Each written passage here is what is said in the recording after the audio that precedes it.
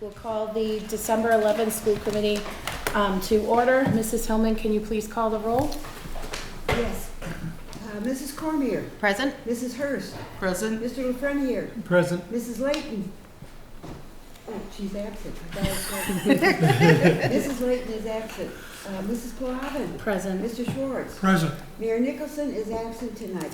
Mr. Pellegrino, superintendent. Present. And Xavier Grove Cross, student rep. Present. Thank you. All present. All right, thank you. We'll stand for the pledge. I pledge Allegiance to the flag of the United States of America and to the republic for which it stands, one nation, under God, indivisible, with liberty and justice for all. Moving on, open time for the general public. Is there anyone who would like to be heard? Good evening, everyone. My name is Dr. Ruth Ann Gogan. I am the interim superintendent of the Winchington Public Schools, and I am here to thank the Gardner Public Schools and Superintendent Pellegrino and your business manager, Mark, and your facilities team for helping us out in a time of crisis. It does pay off to have good neighbors when life throws you curveballs. And we in Winchington had a curveball on Thanksgiving Day, and we had to shut down our middle school and our high school. I had to close school for a solid week, and we searched for a place to put 500 students, the middle school and the high school. Third floor of Elm Street was filled with storage, and we worked as a united team to kind of clear it out and utilize, I think there were 10 or 11 classrooms up there, and we turned it into the temporary location for the Murdoch Middle School. We were there for 3 days before we were able to go back into our building. I do want to let you know that the time that we had there was very memorable for everybody. It was a great team building experience for our middle school, and the students and the staff alike had an adventure. It's a wonderful building, and we were able to put learning back in some form while we were in your building, and I just want to publicly thank you for helping us out in a time of need and going beyond that and making us feel comfortable and really making a hard time turn out to be a really wonderful time for us. So thank you, Mark. Thank you to your team. Thank you to the school committee for all that you did. We really appreciate it. And if there's ever a need in your community, please reach out to us. If we can help you to pay back the favor, we're here to do so. Don't be surprised. I'm never surprised. Thank you. Thank you. Thank you. All right, is there anyone else who'd like to be heard? All right, then, moving on, recognitions by the superintendent. Yeah, I'm good.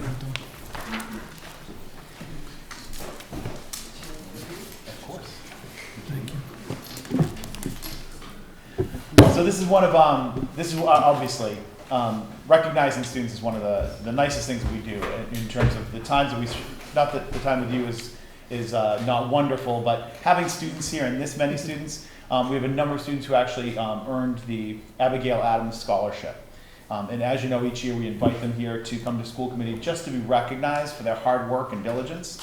This provides free tuition to state colleges, which is a big deal. And my daughter, who's graduating this year from UMass, I wish, I'm glad she got this particular scholarship because it meant a lot to us and to our pocketbooks. So it's a great thing, but it really shows that hard work does pay off. And all the students here are representatives of Gardner High School and Gardner Academy, who actually have earned this award. So without further ado, I'd like to call folks up here, if we could. So you want to call the names? We have a lot of students. Some of the students were able to come. Winter sports have already started, so not everyone was able to come. So we're going to start with, actually, why don't we start with Pete? Why don't we come with Gardner Academy? We'll announce all the names so they can be heard and whoever's here, right? Yep. So pick up. Okay. So our first recipient is Tyson. Tyson. Yara Vanderpue. Yeah. Laura Worston, Nick Zappa,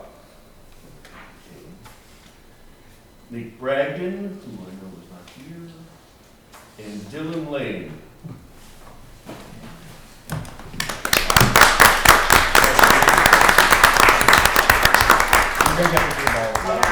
When we're done, we'll go out and get a picture of it. Okay, so I'm gonna read my names if you're here. Do you want me to take those and you can take this? Sure. That'd be easy. Teamwork, teamwork. Emily Agnelli.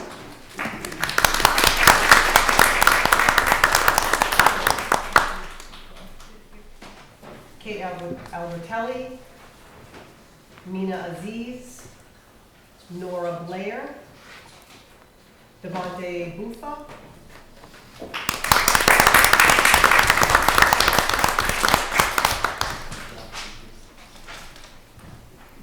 Christopher Bustamante He. How did I do with that, Christopher? Did you do the right one? Oh, That's what happens. I gave him one job. Congratulations. Amber Cameron. Bryce Karen. Kaden Chilcote.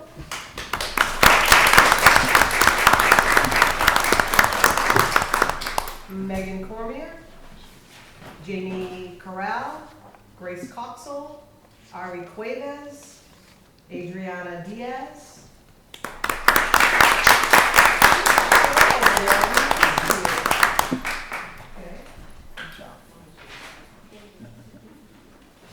Kaylee DiNardo, Christian Favreau, AJ Flores, Emmett Frank, Casey Gallagher, Michael Gemelli, James Gray, Veronica Grubb, Taylor Harris, Jonathan Hastings,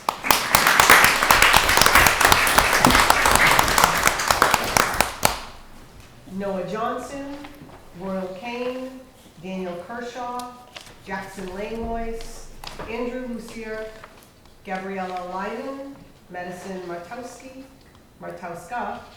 Elsie O'Brien, Drew Patel, Jillian Russo, Lauren Snyder, and Drew St. Peter. Oh, thought it seemed strange stopping at S. Ryan Taylor, Tyson Trimmel, Zahara Vanderpoy, Laura Wister, Nick Zappa, and you got the two. So congratulations to everyone.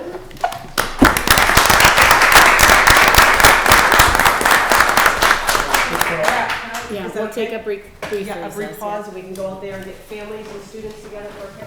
We'll do one with students and then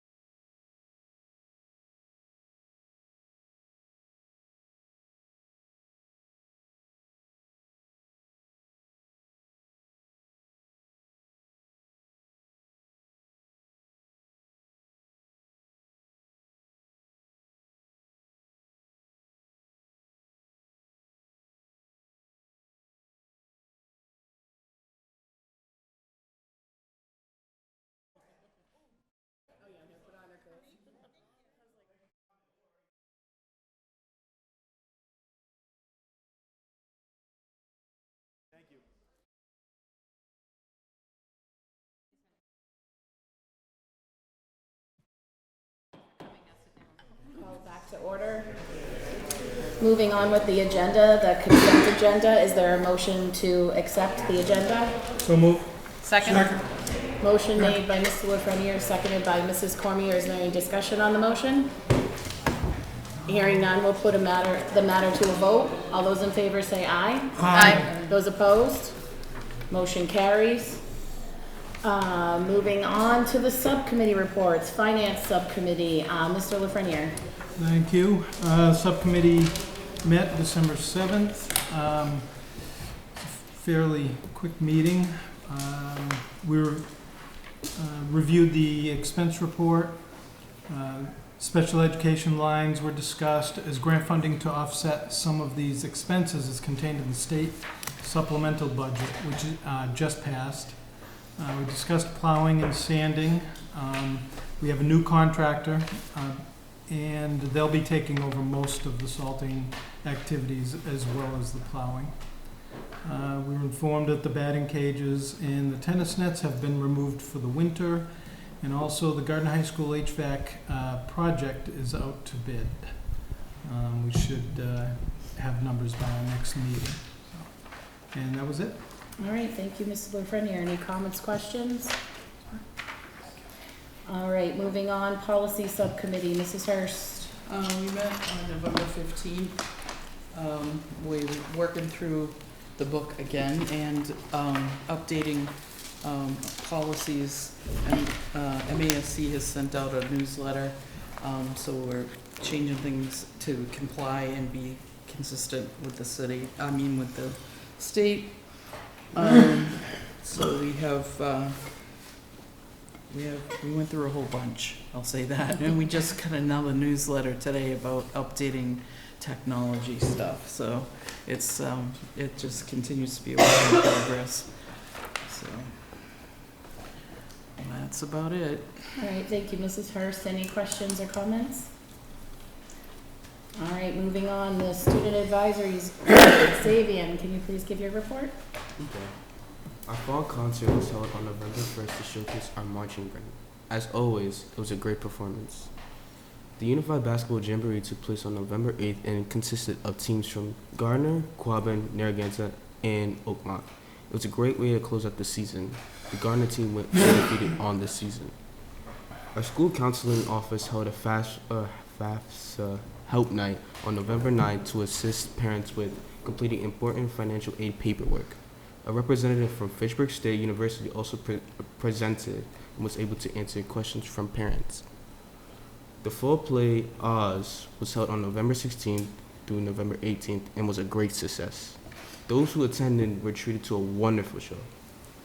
Parent-teacher conferences were held on November 20th and November 21st. Attendance was strong, and it was a great opportunity for parents to meet their students, teachers, and get updates on their academic progress. Our senior football players joined senior football players from Quabbin and participated in the annual community service project. This year, they organized Quabbin's food and clothing pantry. It is a great way for these players to give back to their communities in the spirits of Thanksgiving. Gardner also went on to win the Thanksgiving game. On November 29th, the Gardner High School band and chorus left for a fun-filled 5-day trip to Disney. The students worked very hard planning for this trip, which happens only once every 4 years. It's a great experience for them performing in the Disney park and enjoying some time in the sun. Our fall athlete season was a great success with league winners in boys and girls cross country, boys soccer and football. All of our fall teams represented Gardner with great sportsmanship and lots of hard work. We appreciate all their efforts. Now it's time to start the winter season. All right, thank you, Xavier. Any questions for Xavier? Okay, moving on to new business. Item 3570, the first reading of the policies. Those policies are in your packet for you to review and we'll vote on next meeting. Any comments, questions? Item number 3571, the second reading of policies. Mrs. Hurst. We have 3 for second reading. It's GBEB staff conduct, GBEBC gifts to and solicitations by staff, GBEC, drug-free workplace, and I make a motion to accept these policies as presented. Is there a second? I'll second. Motion made by Mrs. Hurst, seconded by Mrs. Cormier. Is there any discussion on the motion? Hearing none, all those in favor say aye. Aye. Those opposed? The ayes have it, motion carried. And then for the other two, I'm sorry. policies, no, go ahead. ECAF, security cameras in schools, and GBJ, personal records.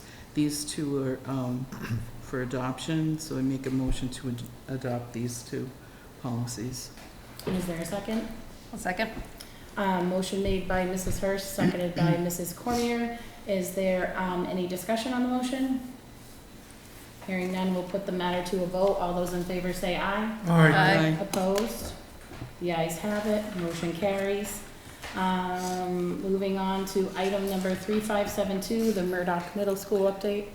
As you heard from Dr. Gogan, things went very smoothly. Actually, it helped us, it gave us the impetus, like guests coming over. We cleaned out the entire upstairs, so it's looking really good up there. But they were great. They were great tenants, quite frankly, for the 3 days that they were there. They were pretty quiet, and the kids were very well behaved. And frankly, I'd do it again in a heartbeat, for somebody in trouble. So hopefully, if we're ever in that situation, I hope that somebody would also help us. So that's it. All right, thank you. Item number 3573, the school improvement plans. Gardner High School is going, Principal Bulger is going to present her plan. Increase this. I don't know what you Good evening. So looking at our school improvement plan, our strategic objectives to achieve our outcomes, which focus on academic, behavioral, maybe just go to the outcomes at the end. Maybe it's just to have something up there. That's just kind of what I'm going to kind of be referring to.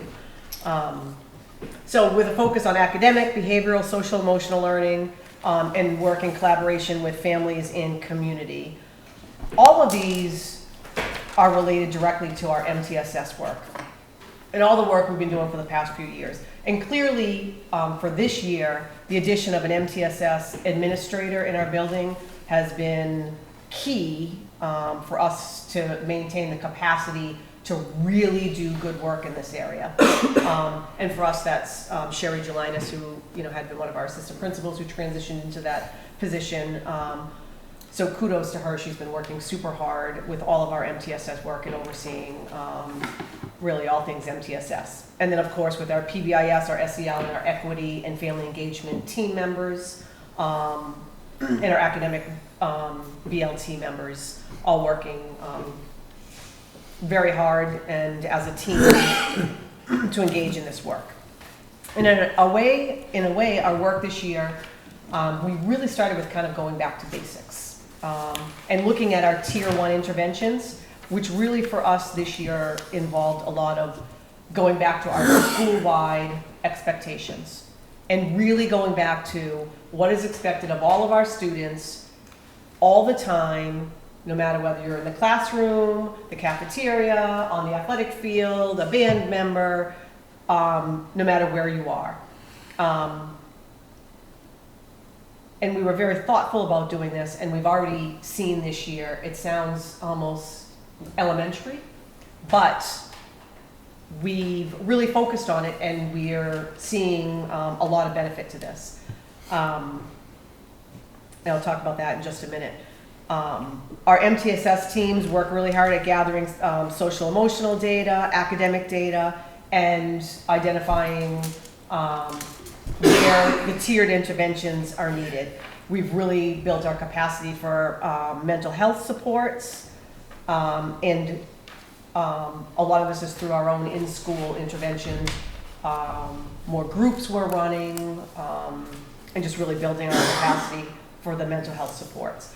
Our office discipline referrals have decreased notably, and we've seen improvements in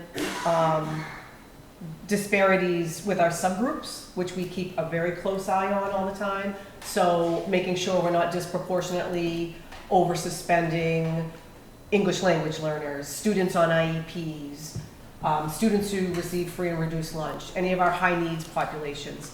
And we're seeing that gap really closing. We're doing really well in some areas. The one area that it has definitely closed, and we've done a lot of really hard work with that we're really keeping a close eye on, is still our students on IEPs. But that gap has shrunk a lot, so we're very proud of the work we've done with that. Another one of our big focuses related to the outcomes is our overall school attendance, which has improved greatly. Last year, we actually exceeded the state target for improving chronic absenteeism, and that's been through the hard work of a lot of people throughout the building, but certainly through our whole MTSS processes. And of course, we continue our common planning time and our academic work, analyzing data in our classrooms, looking at instructional practices, and in trying to engage students at a high level, which has directly correlated to some improvements in our MCAS scores. Always still have work to do, and we're going to continue focusing on that. In growing our early college program, our Innovation Pathways program, we have upwards of 70 juniors and seniors in our early college program. It's been a huge success. We've added programming in auto technology, which we have 15 students in, CNA certification classes. We're working with Monty Tech in some new programming for next year, which we're had a big meeting on again today. We're very excited about. We're still offering, besides our plethora of AP classes in the building, we have additional college English classes, business classes where students are earning college credit.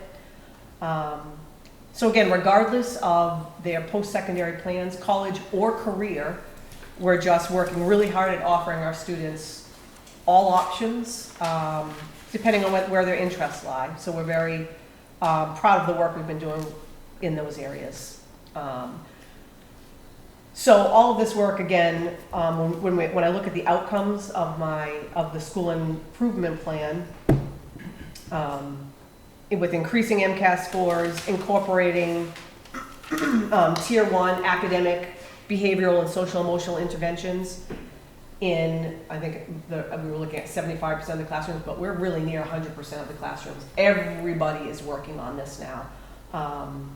Eliminating the disparities in attendance and failure rates in our subgroups, increasing our early college programming and career readiness programming, and just building upon our climate and culture at the high school and continuing to build family and community engagement.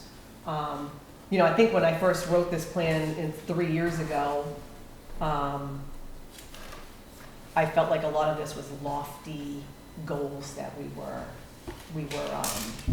trying to achieve. And 3 years into it, this was it was almost good for me to go back to the plan and really look at it for this presentation, because I really look at all the work that everybody's doing at the high school, and it's on target with our outcomes, and it's through a lot of hard work. It was similar to writing my 5-year NEASC update, and I was like, wow, we've been doing a lot of work over the last few years. So it feels good. There's always more work to do, but I'm proud of the work that everyone's doing at the high school, and it's nice to see the hard work pay off with some positive results, and in the end, the kids benefiting, and that's what we're all here for. So, Just a couple notes. First, the goals were lofty, and you just achieved them. So now looking back, I'm sure you're like, I can't believe we made it. But they were very lofty goals at the time. But a ton of hard work has gone into it. And I have to say, Paula and her team have done a wonderful job of implementing PBIS at the high school level. The PBIS is a K through 12 system, and not a lot of high schools embrace it. They have truly embraced it. Our teachers are on board, and our administrators are on board, and it's really shown, and those outcomes are phenomenal. And they've always been doing a good job when it came to office discipline referrals. It's something that high school has always looked at, working on that. But I think they've gone beyond what we thought they would with just by implementing the PBIS with Fidelity. So I'm really proud of that work that they've done. PBIS stands for? Positive Behavior Interventions and Supports. Thank you. It's really about just acknowledging, having everyone understand the expectations, and everybody acknowledging each other when we're achieving them. From the simplest tasks to, to bigger things, but we're always thinking of how are we rewarding kids for their hard work? How are we rewarding kids for all kids for when they're doing what they need to do, and what does that look like? So the kids appreciate it, and it feels good. It feels good in the building. All right, thank you, Principal Bulger. Does anybody have any questions, comments? All right, thank you. Thank you. And now Principal McMorrow, would you mind coming up? You want me on a particular part of your? No, you can do the same kind of to the outcomes, that's fine. I'm going to talk a little bit briefly about what our objectives were. Good evening, everybody.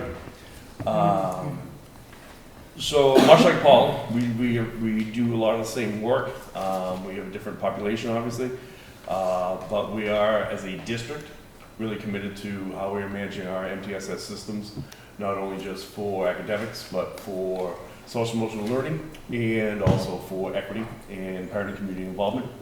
And golf's no different. We have done a lot of work over the last 3 years.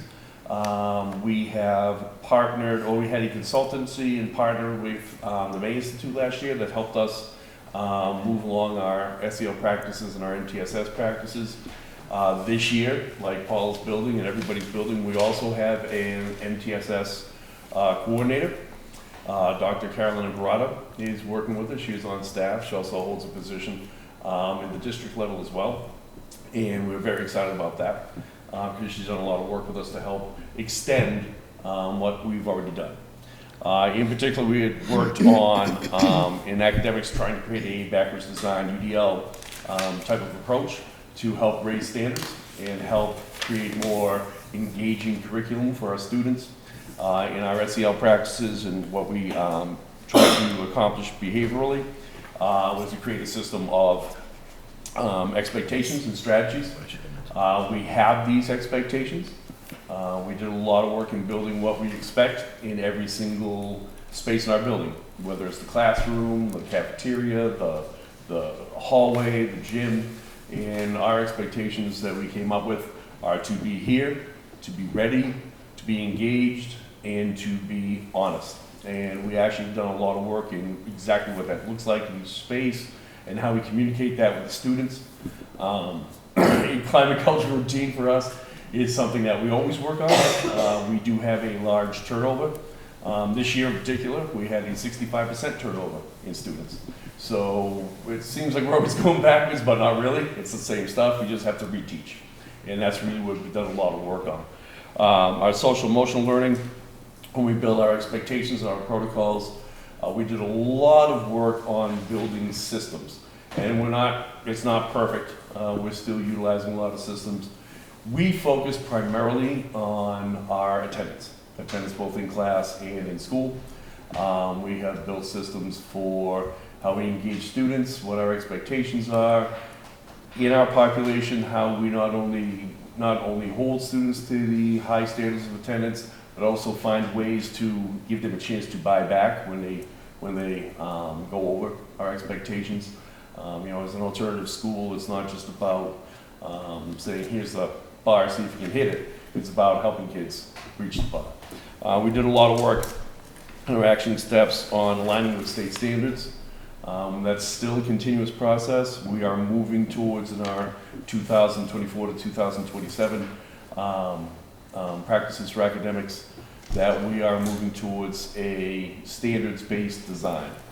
So the ultimate goal here is to get rid of numeric grades, get rid of the grading system, and actually have a system to where students can demonstrate that they've mastered or they can apply, or that they have a fundamental understanding of the standards of the state and of our district and of what we expect for college and beyond. We are moving towards that. We have a pretty good handle. It's a long process, and it's going to be a long process, but that's kind of the transition from where we were in the 2021 to 24 and where we're going to in 24 and 27. We developed a lot of curriculum and understandings for our values. We put in place a way for students to have feedback, and that's still something that is constant. Our school is dependent upon us working together as a single team. We have just 7 of us, and we are one team. We are the academic team, we are the SEL team, we are the outreach team. In building it together, we build it with the students and their focus and practices in mind. We do have a student advisory board that helps us.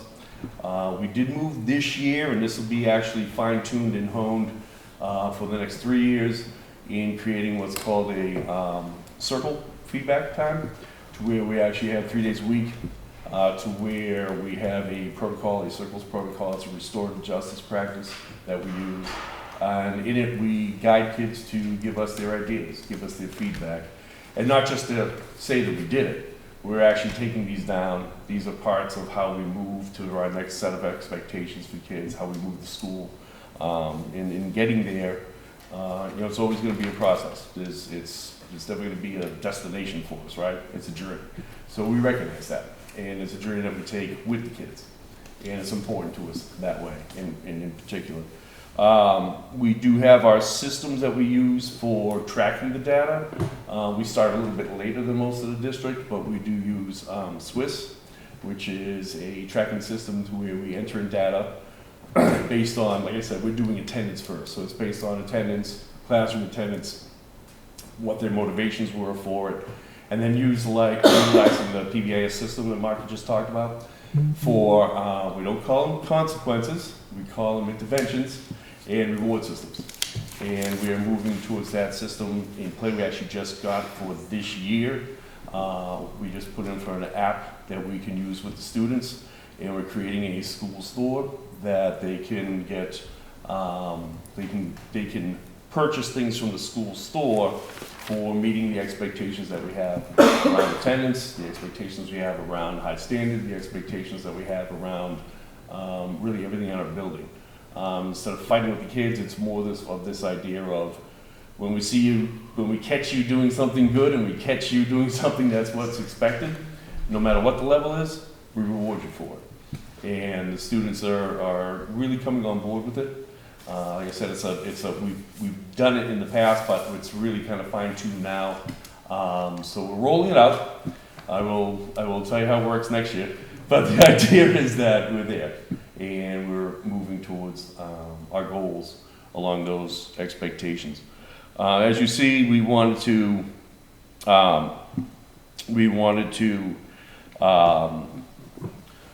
have created the tracking system. As you can see up here, the tracking system for SEL and academics. We're always going to be fine-tuning that. Academically, we have a tracking system. Like I said, our kids change every single year. The system itself will stay in play. We're pretty close to putting that together. Triangulation of alignment and mapping of academic standards. The district had done a lot of work in utilizing our MTSS practices and academics around the Common Planning Time Playbook. We actually have time that is blocked out just to look at academics, also collaboration for our teachers to build lesson plans of the Common. But the tools that we're using in the Common Planning Time Playbook have helped us a lot to identify not only where kids are, but how we can improve our instruction. And that's, again, a continuous process. That's not going to stop, but it's someplace that we are putting in with our kids and our teachers in looking at how we not only measure the kids and how we assess the kids, but where the kids are in understanding the standard based on foundational levels, applicable levels, and mastery of levels. And that's an important thing for us, and that work's going to continue no matter what you do. So that was a big piece for us. We're still building it. It's not there necessarily yet, but we'll get there.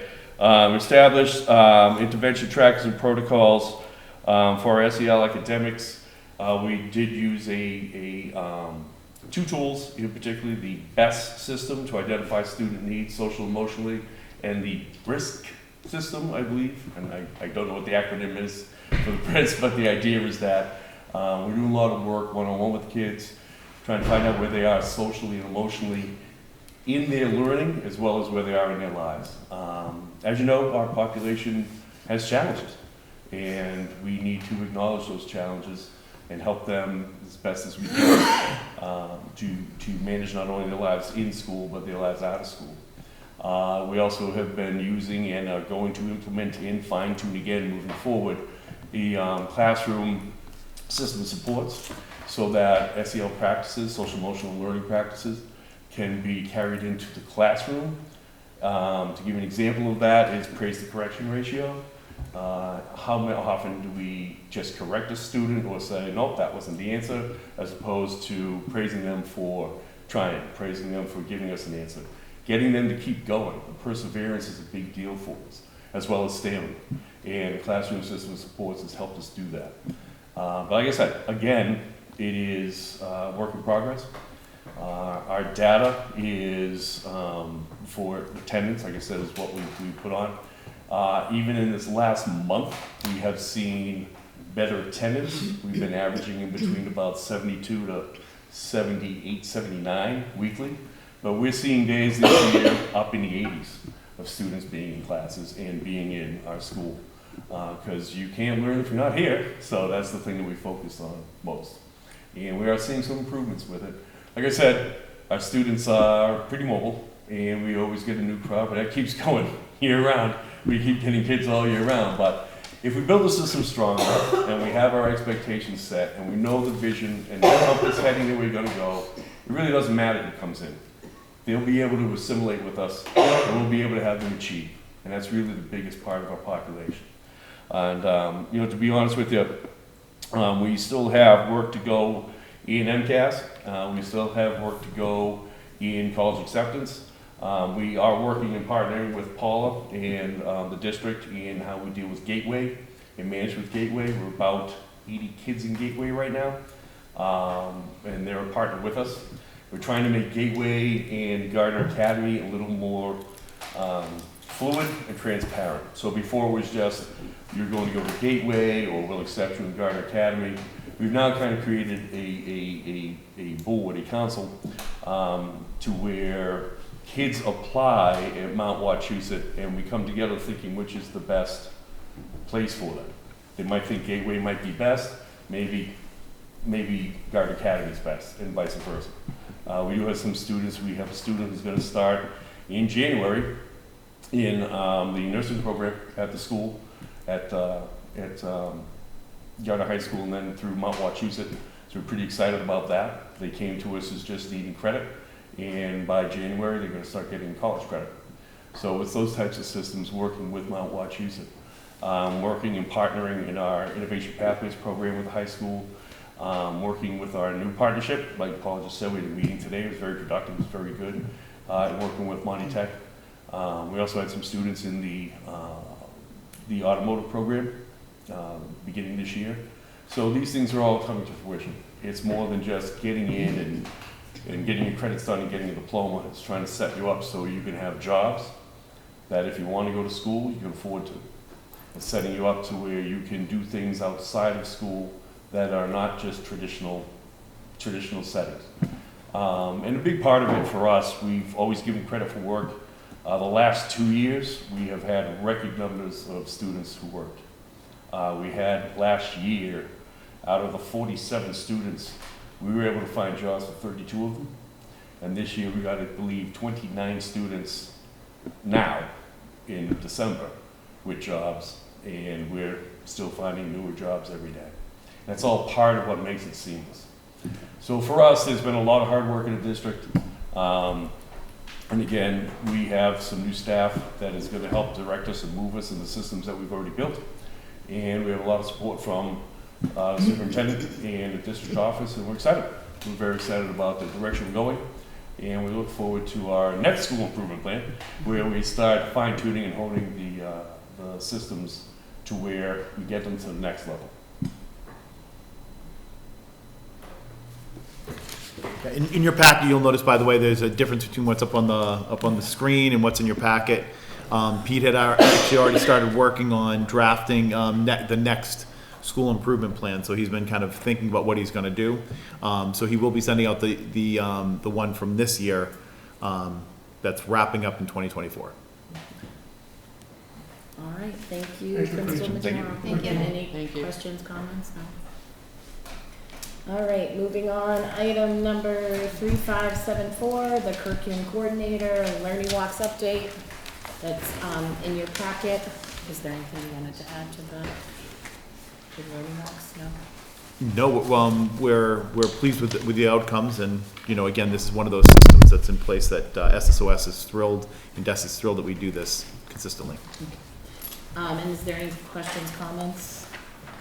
All right, moving on to item number 3575, the grants administrator update. That is in your packet. Any questions, comments, concerns? Moving on to item 3576, the special education update. That was also included in your packet. Any questions, comments, concerns? And moving on to item number 3577, the CPAC update. Mrs. Hurst. The PAC met on December 7th, and it was an amazing meeting. I have been talking with Lori Davis, who's the PAC chair, and Shania Casey, who's the secretary. And we've been talking about how to facilitate things of that nature, how to not let certain people dominate groups, and basically what their role as CPAC is. So on the 7th, there was, including myself, there was 10 people at the meeting, which I have never seen that before, ever. It started off with discussion and ideas on getting more parents involved. It ends up that they're gonna consult with a family engagement coordinator. That's kind of in the works for them. So they're trying to learn and utilize what we have in the district. A lot of parents, when you say you have multi-tiered support systems, okay, that sounds okay, but who's involved in that? So Joyce and I have been able to take that a step further to open that up to, okay, we're already doing something like that, so we need to talk to these people. And they were very open about it. There were great discussions. They talked about bullying and maybe assemblies for families and staff-student forums. It just was a really productive meeting. Lots of good ideas, a lot of communication. The parents who were there seemed very invested in working collaboratively and trying to have their ideas heard and to work together to make things a little better. So yeah, I was very happy about that. They're going to be meeting on the third Thursday of every month. So calendar to be announced. All right, thank you, Mrs. Hurst. Moving on to communications. The only thing I have to say is, I'm happy that we were able to help out Winchendon.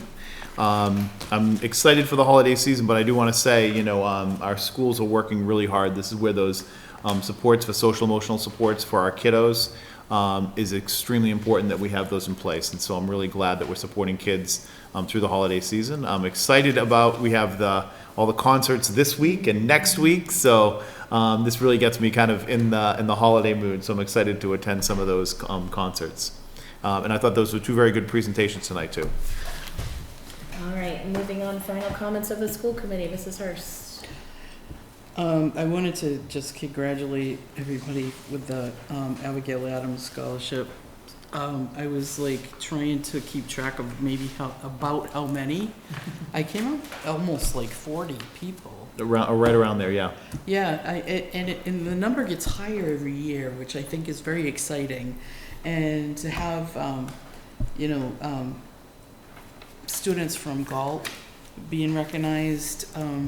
That was great. I got the benefit of talking to one of the young ladies who was here tonight. She came in early, and she was in the Pathways program. She got the scholarship. She's graduating. She has her associate's degree from the Mount. It's just like they're working hard and they're utilizing all these wonderful things that we have in place for them, and it's just really great to see. I would like to wish everybody a happy holiday. At the same time, thinking about other people.